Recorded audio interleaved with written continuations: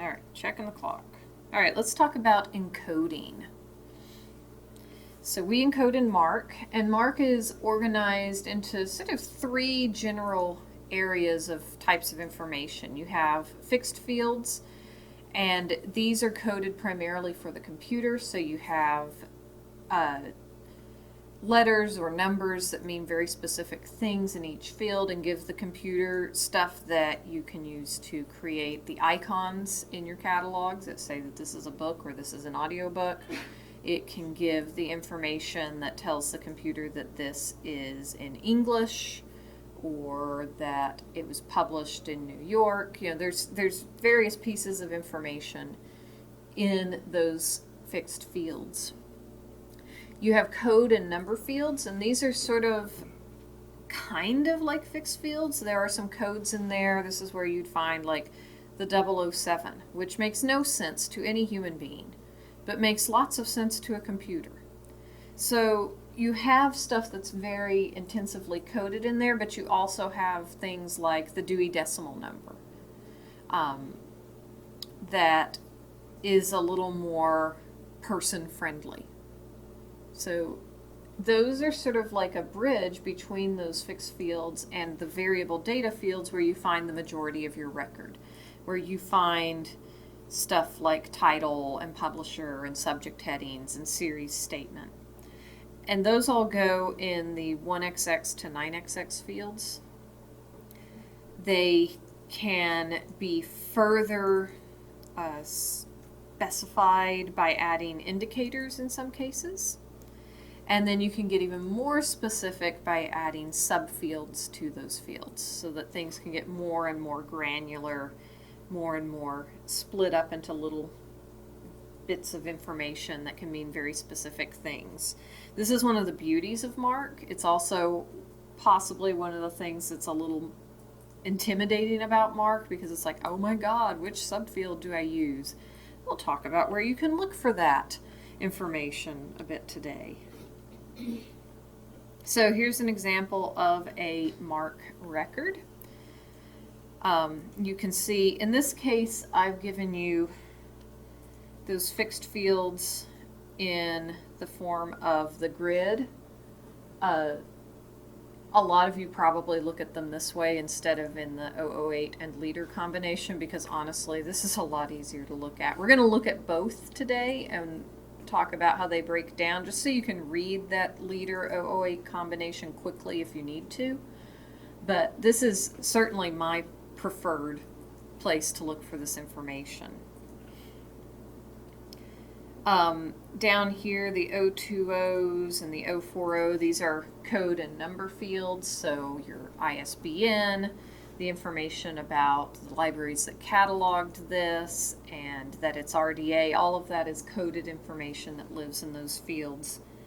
And then you can see the majority of your record, which cuts off after the 338, so there's a bunch more of this one that just isn't here because too tiny in the print. These are all your variable fields with all of that information that you think of as a catalog record. And it's all been encoded into fields and subfields and uses indicators so that things mean very specific things. So in Evergreen, when you're in that grid format, you can bring down a drop-down box that tells you the different codes you can put into those fixed fields. It's beautiful and magical, but sometimes it may not be clear what exactly those different fields mean. I mean, honestly, is, you know, a regular print reproduction, what exactly is that? There is a place where you can go to get that information. It's OCLC's Bib Formats page. I'm specifically on the fixed fields here, but you can just go to oclc.org/bibformats, one word, and Googling that should probably just bring it up. I usually just Google like OCLC bib formats or bibliographic formats, either way, and it tends to come up. But this is what they've got for the fixed fields. And I really dislike the table here in the middle of the the screen, it's just sort of confusing, and as you scroll down, you don't have the top level of the table anymore, so you start to forget what's going on. Maybe you can remember that books are first, but after that, I'm lost. But the thing I love is over on the left-hand side, you have links to every single one of those fields. So if you can't remember if you're supposed to put an A or an I when something's in RDA, you can actually go to that DESC, Descriptive Cataloging Form field, and you can scroll down and say, oh, A is AACR2, and I is ISBD, and it goes with that 040 saying that it's RDA. I love that they give examples.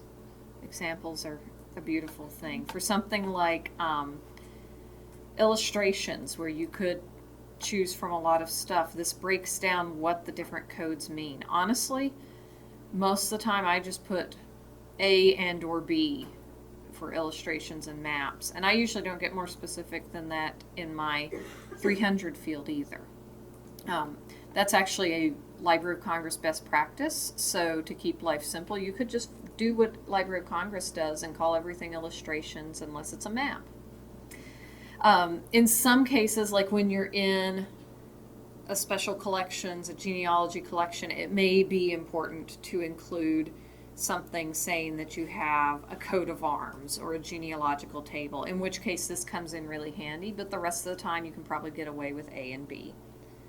I mean, the rest of this is sort of like, oh my God, it's never going to stop.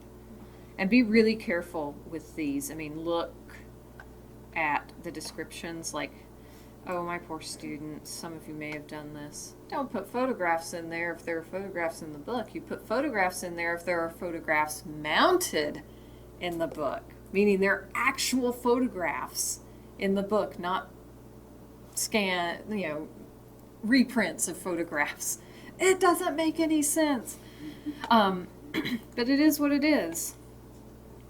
And then one last thing I wanted to show you with this, just something really handy. So let's say you have something that was published in Lanham, Maryland. You get some of those through. And you're like, I don't know the code for Maryland. I know New York and I know Illinois. And that's about where I stop. I mean, come on. Well, you can find that code. So you go in here to the country codes, and where it says codes, you can link, and there's a MARC site with Library of Congress, loc.gov/MARC. You can get all sorts of codes.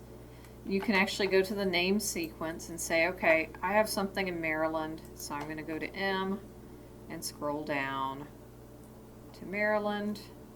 Or if you wanted to be, and there it is, it's MDU. Unlike Massachusetts, which is MAU. But say you had something that was published in, you found London as your publisher. Well, you can also potentially do just the find function in your web browser. And so London is in England, E&K. And you could say, is there one for London? Let's see. Nope. So now you have to look at where it is. And then you can find the code that way. So you can find those codes in here. Most of the time you're probably not going to be needing to use codes for, say, Egypt or Ecuador. But you never know. Weird things happen. And honestly, when you move out of using NYU or ILU, you probably sort of shut down. And this is a nice place to go and find that so that you can just, not worry about it anymore. So this site, I love this site. I spend a lot of time on this site. This is the main page, so oclc.org/bibformats/en. It's up there real tiny at the top of the page, but you can get to all sorts of stuff from here that helps you work with that MARC encoding. and deal with that. And it gives you lots of examples. And we'll probably come back and look at that a few other times as we go forward today. That can help you with the fixed fields when the drop-down boxes just aren't quite enough. And sometimes they're not. Sometimes it's just like, I don't know what they're talking about. Because they use weird language for certain things. Just go to bib formats and let them define things for you a little better. So another way that you might see those fixed fields is as the combination of leader and 008. And sometimes this is the first way you see it before you like turn on the grid that you can usually see things on. Sometimes this is, if you can just glance at this and make sure it's right, you could actually save yourself some time. You could just whip through the records. So we're going to actually talk about how to read that today. If for no other reason than it's kind of interesting. So for a book, and we're just going to talk about books, but there's stuff out there for how to read these for all sorts of other resources. But just for a book, this is how the different spaces in the 008 break down. Notice they start with 00, so 00, 01, 02, 03, 04, 05. I hate that. But yeah, 05 is actually the 6th space. But what we're going to do is break this down in a way that makes a little more sense than just reading this thing. Because honestly, the first time I sat down with one of these and read through them, I was like, oh God, this is horrible. And I had to actually go and like create records to make it make sense. So you're just going to look at records with me. So here is an 008 field. It's in lots of pretty colors. I really hope nobody's colorblind, but I'll sort of walk you through what they are just in case. I've had this problem with students before. Like somebody said, you know, I'm colorblind, right? And you're illustrating everything with color, and I'm like, oh God, I'm sorry. I'm sorry, it's how my brain works. So those first 6 numbers that are in red are the date that this record was entered on file. You don't supply these, the computer does this. So don't really worry about them. Just ignore them. Count past the 6 numbers to find the stuff that you really need to be able to read or supply. So the next thing, that 7th space, is the type of date. And you can see that here in blue. It's the little T stuck in there between the different numbers. And so the T in this case means that we have a publication date and a copyright date. And S would be there if you just had a single date, so you just had a publication date. Another one that you might commonly see or use is reprint, and for that you have that R, and then after that you have the date for the reprint and then the date for the original. So you're usually starting with whatever the current publication is, that date, and then you put whatever other date is present. So the copyright date is second, or the original date is second, if that helps at all. And those dates go right after that date type. So in this case, those are in green. And we have 2 dates here, T for 2. So these should match what's going on with your 264 field or fields. In the C subfield. So in this case we have a publication date of 2013 that we implied from a copyright date of 2013. If you just had a single date, you would have 2013 followed by space, space, space, space, or dash, dash, dash, dash, whatever. You know, it's often blank spaces, which can be a little confusing, but that's what it is. After that, in the sort of brownish, goldish color, is the place of publication. This will be a 3-letter code. Sometimes it's a 2-letter code, followed by a space. You just sort of have to go and check. But in this case, so you have NYU. So we took that from the rules for MARC encoding with Library of Congress, that whole thing that we were just on. and found that NYU is for anything published in New York State. And that matched up with what I had as the publisher location in the 264 field with the second indicator of 1 for publication information. Yes?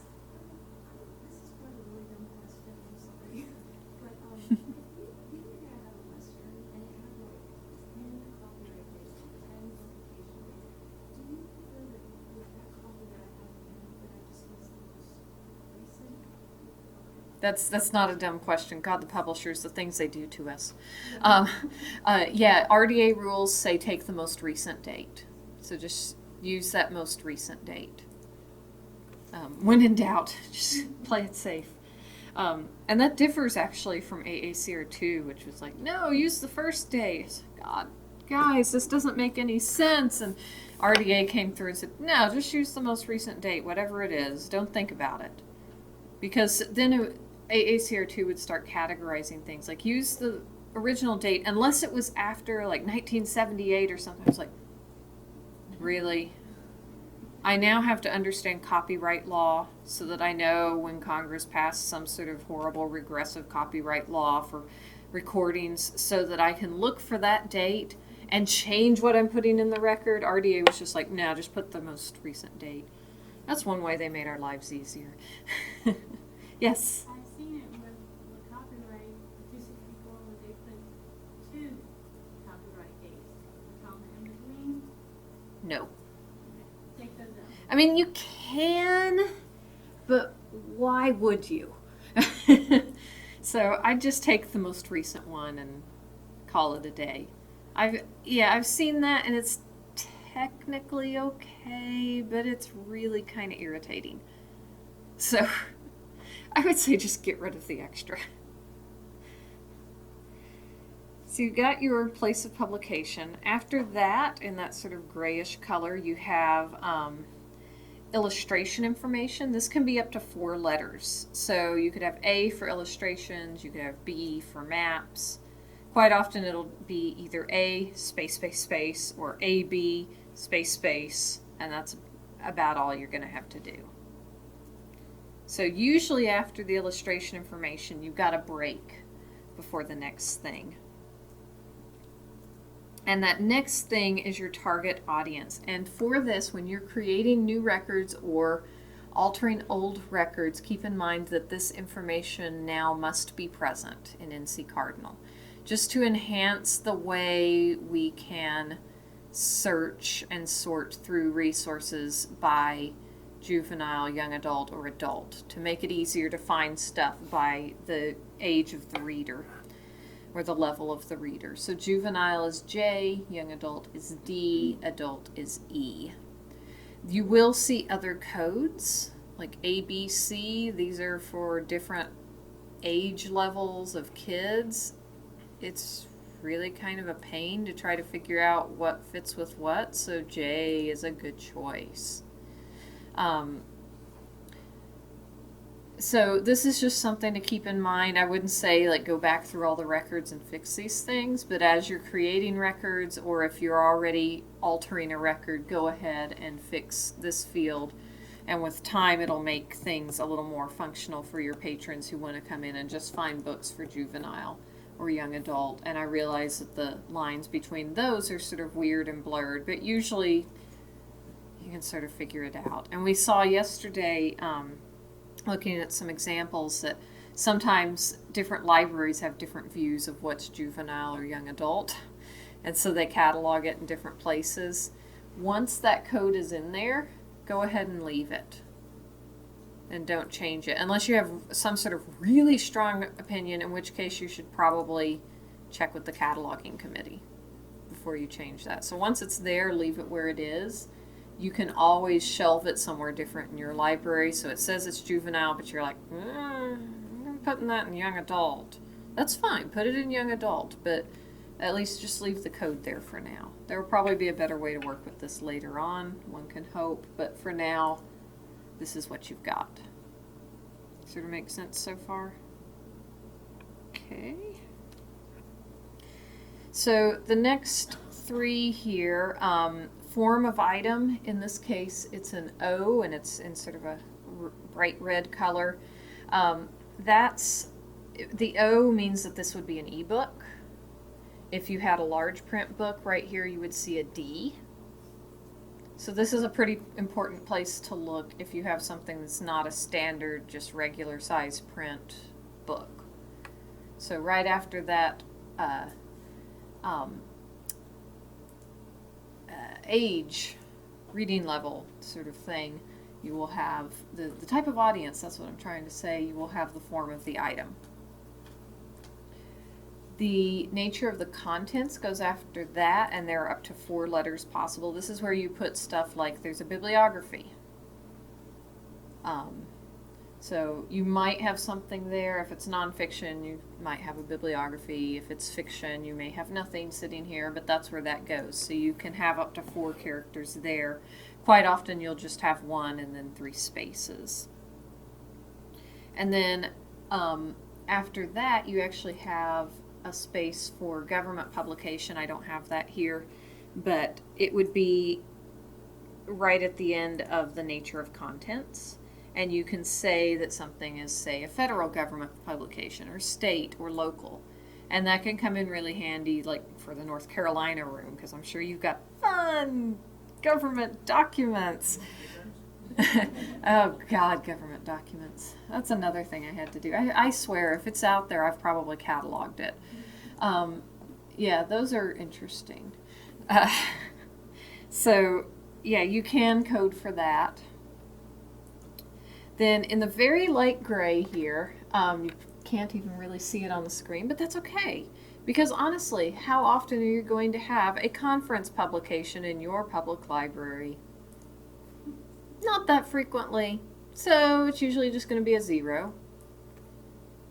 Another 0 after that. Is it a Festschrift? Probably not. It'll tell you. It will have something on it that says it's a Festschrift. Otherwise, just walk away. It's a 0. Basically, Festschrift is a fancy German way of saying that it's a book written in honor of a certain person. Quite often, like a collection of essays by that person's former students or something like that, and they write all of that in honor of that person. So now it's a Festschrift. You generally will not have Festschriften in your library, so you don't have to worry about that. I think I've even cataloged a few of those when I was doing academic library stuff. They usually tell you. And then next to that, in the darkest gray, is your indicator of whether there is an index or not. So it's 0 if there isn't one, it's 1 if there is. So that's sort of that last gray 0, the darkest gray. Few more things here, then we'll get done reading our 008. Literary form. There's actually a space there before literary form. There are a couple of empty spaces in the book 008, probably leaving it open for someday when they want to give you other possibilities of things to code. Literary form here in that bright sort of lemony yellow. So for this, usually you'll just need to know 2 things. If it's 0, it's nonfiction. If it's 1, it's fiction. I mean, honestly, do you need to code to say it's a novel? A novel is fiction. You can get specific for certain things. I mean, maybe if you have a book of poems or plays or something, it might be useful. But most of the time, people just use 0 for non, 1 for fiction, and move on with life. Right next to that is your code for if something is a biography, so in that light green. So if it is a biography, you'd put B. Autobiography, A. If it's not anything at all, leave it blank. That's where that goes. And there are C and D codes also. You can look at what those mean in bib formats. The language of the resource, so the language this thing is written in this case English in that bright blue. If you have something that is bilingual, or more than bilingual, if there are multiple languages present, you should code this MUL. and then you'll need to add an 041 field with the language codes for the languages that are included. The only difference with this, where that doesn't really apply, is like with movies, where the spoken language is English, but there are subtitles and dubbing and that sort of stuff. In that case, go ahead and put that the language is English, and then you'll go ahead and add an 041 field potentially for the other languages included there. And don't freak out if you're like, oh my god, I've never added an 041 field before. It's not going to be like make or break. That's probably something we're going to need to come up with some stuff to deal with how to do that weird encoding in the future. But if it's something you do a lot of bilingual stuff or a lot of movies and you want to be able to do that, let me know. There's also really good instructions in Bib Formats itself on how to construct an 041 field. It's relatively simple, but I can help you through that. And then finally, you have a blank space again, and then the source of the cataloging. Sometimes you'll see this as D, sometimes it'll be blank. Don't worry too much about it. Just wanted you to know what the random D sticking off the end sometimes, but not always, is. Sometimes it's something other than D. Just leave it. Don't worry about it. Sort of makes some sense. It's like, whoa, the string of characters actually means something. Now you also have the leader, and the leader is funny because most of this is stuff that's supplied by the computer. I mean, the length of the record, you do not have to go through and count all the characters in the record. It's just not necessary. The computer does that. So lots of this gets filled in by the computer, but there are some key elements that you should check when you find records and that you should make sure are accurate when you're creating records. And these, again, go in that grid when you're doing the grid of the fixed fields, but here's where they end up when you're looking at the leader plus the 008. So the status of the record, this will usually be supplied for you, but it's kind of good to know what that first letter you see is. So C means that it's corrected or revised. You will see that one the vast majority of the time. N means that it's new. So when you create a new record, you'll see an N probably sitting there. The type of record, for a book, it's language material, so that second letter is going to be A, so the purple letter there for a book is A. The bibliographic level, if it's a monograph, so it has a set beginning, set end date, it's one book, or maybe it's a monographic set where you've got like 3 books that are part of the same series, you know when the last one comes out, everything's good. That's M for monograph. If you're cataloging, say, a magazine, it would be S for being a periodical. And then here on sort of after a bunch of other numbers, sort of sitting by itself, that one little letter, this is where you can see if it's RDA or AACR2, where you have either an A or an I. Who knew, right? So we're going to go through today and actually look at some of these fixed fields as we go for different types of resources. And I will have, in addition to the grid on each of those, I should have the leader and the 008 so that you can see how it's going to look in both ways, so that you can sort of glance at it real quick and see what you've got, or you can spend some time really constructing something if that's what you need to do. So let's look at a couple of examples of encoding, and then I think we'll take a break. So what you can see here, let's see, nope, is you see that leader. So we see that this is a book, it's a monograph, it's a print resource. You've got, it's in RDA, you see a lot of that encoded in that leader. The 008 tells us all sorts of stuff about the dates, that it was published in Washington, D.C., that it has illustrations and maps, that it's juvenile, that there's a bibliography, that there's an index, that it is nonfiction, that it is in English. And all of that's just for the computer. Because most of that, the rest of that information is then also in the rest of the record, where you can see that it says it's published in Washington, D.C. in 2008, where you can see later in the record that there are illustrations and a map, and there's a bibliography and index. So you really have a lot of this stuff in two different places, and that's so that the computer has a place it can read and people have a place that they can read. It's like being all-inclusive with your catalog record. And we're going to pick up where we left off with reading and constructing 007 fields.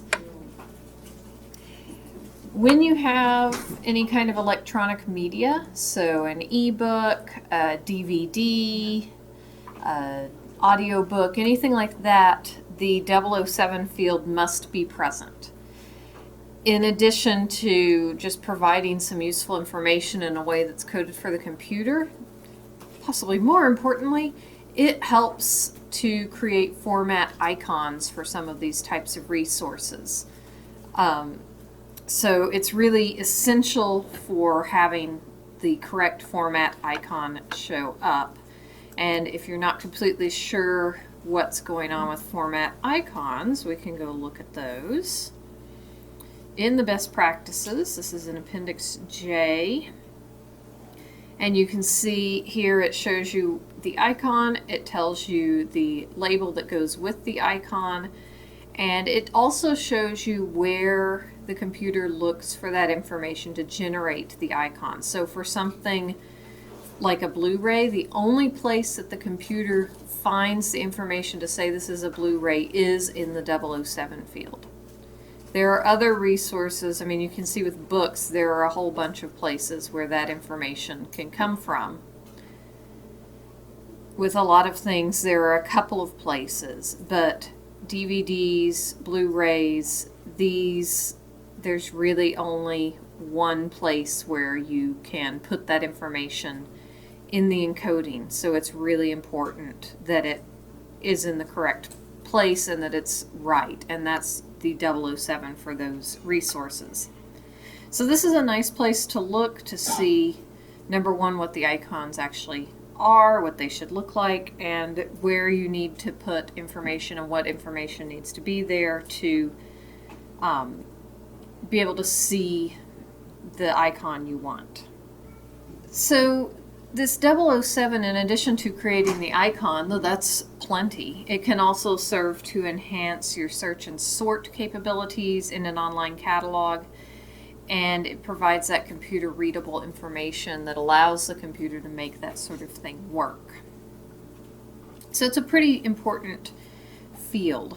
We're going to look at what a 007 field would look like for a CD. So like your audiobooks, this would walk you through that. We're going to look at an overview of other things that have 007s in a bit, and there are samples in the best practices, so don't worry if you're like, I don't work with CDs, but I do a lot of ebooks. We're going to look at that too. So with CDs, your 007 field is split into a whole bunch of little subfields. And I'm just going to go through these with you so you can sort of understand what information is going in here, and then we're going to look at what it looks like in the actual field. So the A subfield for a CD, this is the category of material, and for a CD it's a sound recording. That's going to be important. That's like the first clue that you have a CD or any other kind of sound recording. The B subfield, this is the material designation. So this tells you it's a CD instead of an LP or a cassette tape or something like that. So D for sound disc. There is not a C subfield. In Evergreen, you will see this as a blank or a slash.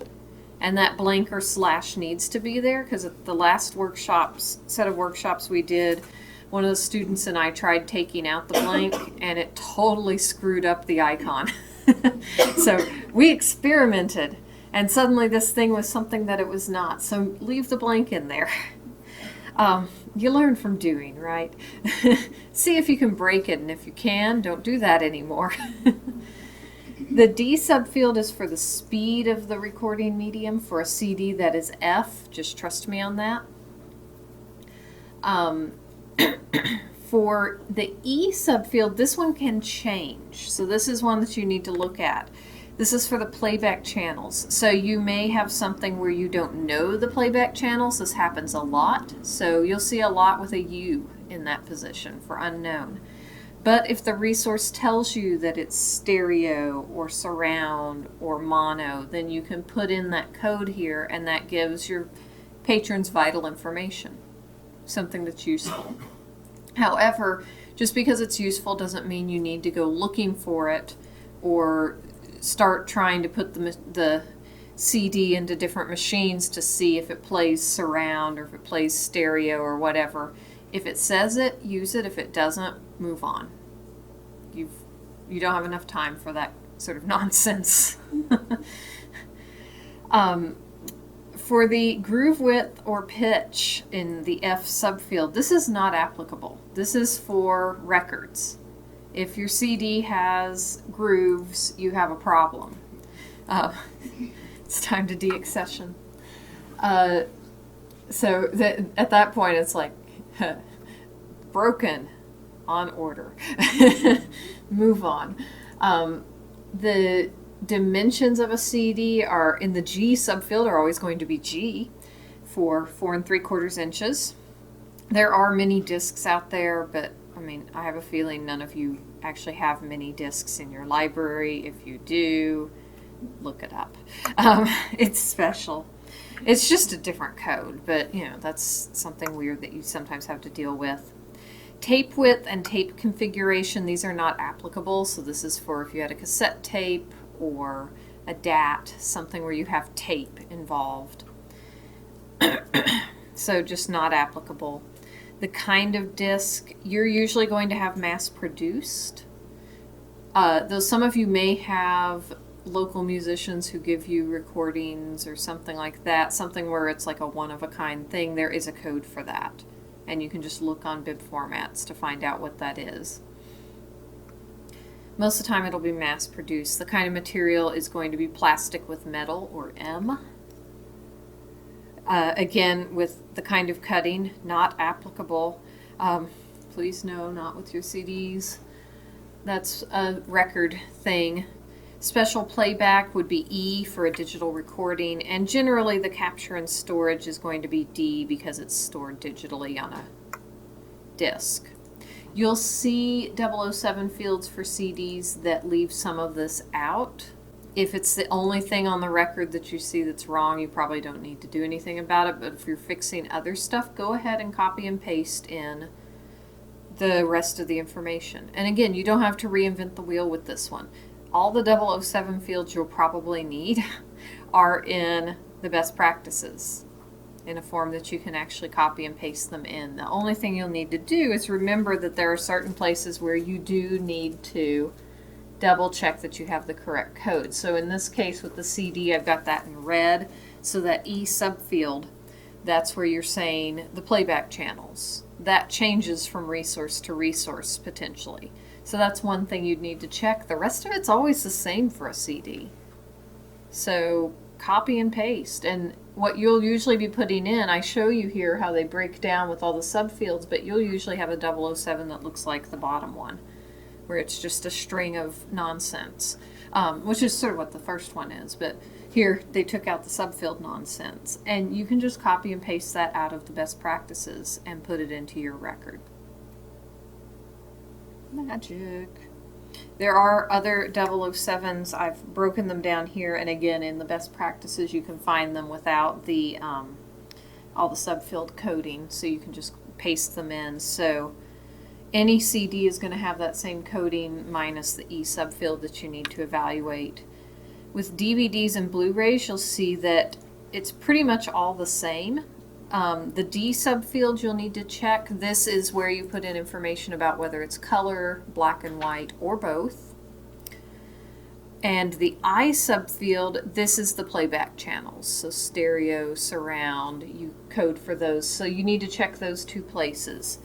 Then the part in blue, this is the one difference between DVD and Blu-ray, and this is what's going to generate that icon. So you need to check this, and you need to have your item catalogers checking this. You know, they need to look at that icon and make sure it's the correct one. And this is where it happens in that E subfield. For DVD, it should be coded V. For a Blu-ray, it should be coded S. This will change the icon. For an ebook, you see this is nice and short. The one thing that changes is the D subfield, and that's for color content. Because with an ebook, that can actually matter for like the size of the book or the type of device that you can read it on.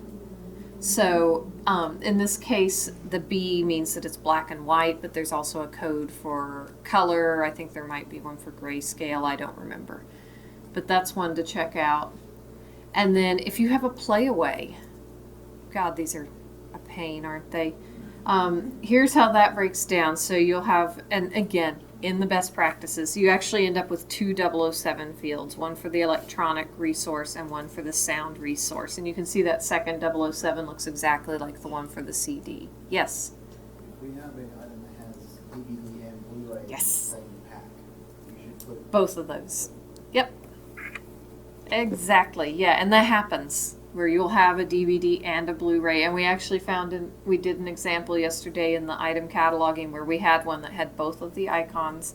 Someone had put in both the 007 fields. It was wonderful. They were both there. So yeah, just put in both 007s for what you have. If you have, God, I hope you never see this, but the things where it's a CD and a DVD in one, I hate those. And they do happen. You can put in the two 007 fields for the CD and the DVD.